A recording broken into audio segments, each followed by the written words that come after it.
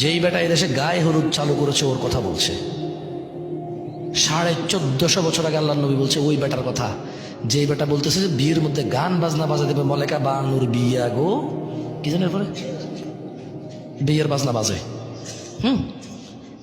যেই বেটা বিয়ের মধ্যে চিন্তা করছে যে এরকম একটা জিনিস বাজানো দরকার, ওই বেটার কথা বলছে।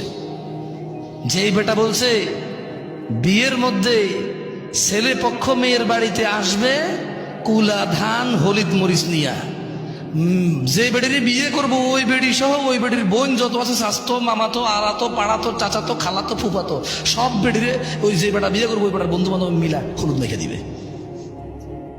ওর কথা বলছে যে এটা চালু করছে,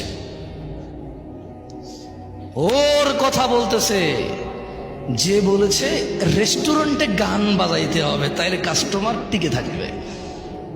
ওই বেটার কথা বলছে।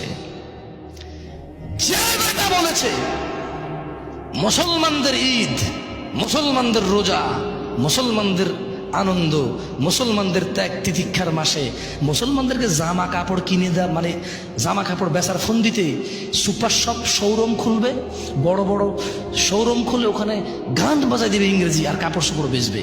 হ্যাঁ, মুসলিমরা পাগল হয়ে গেছে, সারা মাস রোজা রেখে জামা কাপড় কিনতে যায়, গান না শুনলে মুসলিমরা পাগল হয়ে যাবে, এদেরকে গান শোনাও, ভালো করে তোমার কাপড় চোপড়ের দোকানে গান বাজায় দাও, মৃদু সাউন্ডে ইংলিশে এভাবে ইংরেজিতে গাইবে, কিছু তোমার বুঝে আসবে না।